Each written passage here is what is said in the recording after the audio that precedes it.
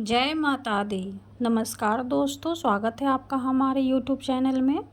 आज की इस वीडियो में हम नवरात्रि के तीसरे दिन माँ चंद्रघंटा की प्रचलित कथा के बारे में जानेंगे और साथ ही उनके पूजन विधि के बारे में भी जानेंगे।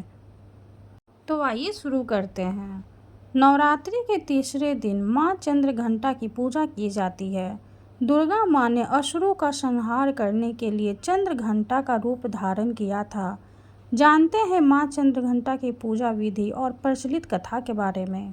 नवरात्रि के तीसरा दिन माँ चंद्रघंटा की पूजा कर उन्हें प्रसन्न किया जाता है। माता चंद्रघंटा को कल्याणकारी और शांतिदायक का रूप मानते हैं। माता के मस्तक पर घंटे के आकार का आधा चंद्रमा चिन्हित है। यही कारण है कि माँ को चंद्रघंटा कहते हैं। माँ चंद्रघंटा की पूजा करने से न केवल रोगों से मुक्ति मिल सकती है बल्कि माँ प्रसन्न होकर सभी कष्टों को हर लेती है।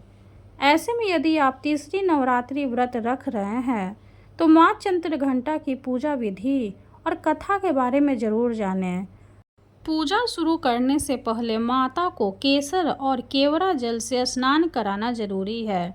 उसके बाद सुनहरे रंग के वस्त्र पहनाकर कमल और पीले गुलाब के फूल अर्पण करें। साथ ही माला भी चढ़ाएं। आप पंचामृत, मिश्री और मिठाई आदि से भोग लगाकर उनके मंत्रों का जाप करें।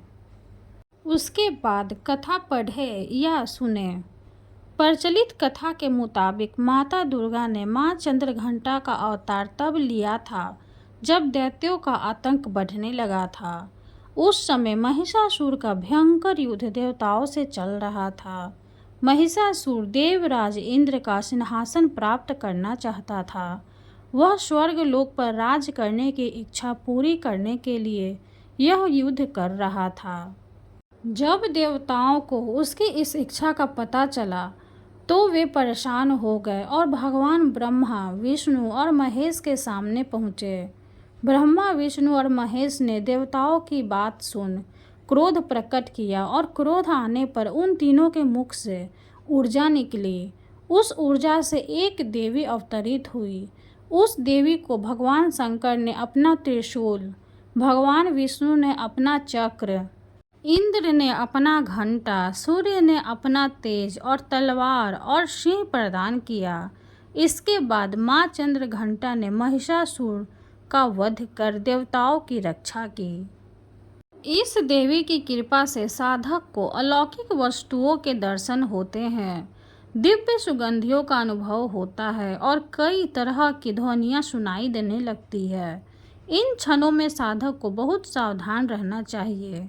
इस देवी की आराधना से साधक में वीरता और निर्भयता के साथ ही सौम्यता और विनम्रता का भी विकास होता है। इसलिए हमें चाहिए कि मन, वचन और कर्म के साथ ही काया को विहित विधि विधान के अनुसार परिशुद्ध पवित्र करके चंद्रघंटा के शरणागत होकर उनकी उपासना आराधना करना चाहिए। इससे सारे कष्टों से मुक्त होकर सहज ही परम पद के अधिकारी बन सकते हैं। यह देवी कल्याणकारी है। कथा समाप्त हुई। वीडियो अगर अच्छी लगे तो लाइक कर दे, चैनल को सब्सक्राइब कर दे और कमेंट में जय माता दी जरूर लिखें। धन्यवाद।